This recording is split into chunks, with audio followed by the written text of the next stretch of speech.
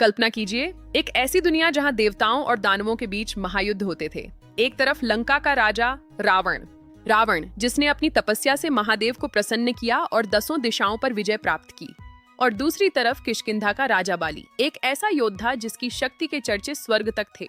उस समय रावण का अहंकार 7वें आसमान पर था। उसने यक्षों और गंधर्वों को धूल चटा दी थी। वह सोचने लगा कि इस पूरे ब्रह्मांड में उसके जैसा शक्तिशाली और कोई पैदा ही नहीं हुआ। इसी घमंड में चूर होकर वह धरती के हर कोने में वीरों को चुनौती देने के लिए निकल पड़ा। तभी उसे बाली के बारे में पता चला। बाली, जिसे भगवान इंद्र ने एक चमत्कारी वरदान दिया था। वरदान ऐसा था कि जो भी बाली के सामने आता, उसकी आधी ताकत बाली के शरीर में समा जाती। इस शक्ति के कारण बाली को हराना लगभग नामुमकिन था। बड़े बड़े दिग्गज उसके सामने टिक नहीं पाते थे। रावण किष्किंधा पहुंचा और जोर से ललकारा, बाली बाहर आओ और अपनी शक्ति का प्रदर्शन करो। मगर बाली वहां नहीं था। रावण को बताया गया कि वह तो दूर समुद्र तट पर पूजा कर रहा है।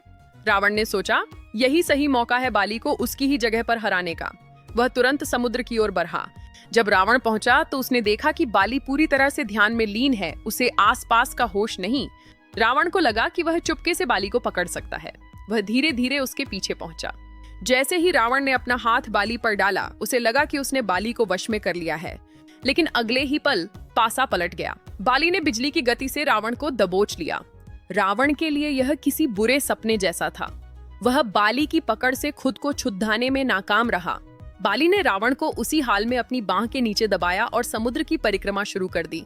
रावण, जो खुद को ब्रह्मांड का स्वामी कहता था, आज एक वानर की बाहों में लाचार पड़ा था। बाली ने चारों समुद्रों की यात्रा पूरी की और रावण को जमीन पर पटक दिया। रावण की हार निश्चित थी। रावण ने बाली की अद्भुत शक्ति को पहचाना। उसने बाली से कहा, आज से मैं तुम्हारा सम्मान करूंगा। और इस तरह 2 महाशक्तियों के बीच एक अटूट मित्रता की शुरुआत हुई। शत्रुता का अंत हुआ। यह कहानी हमें याद दिलाती है कि अहंकार कभी न कभी टूटता ही है। शक्ति वही है जो विनम्रता के साथ हो,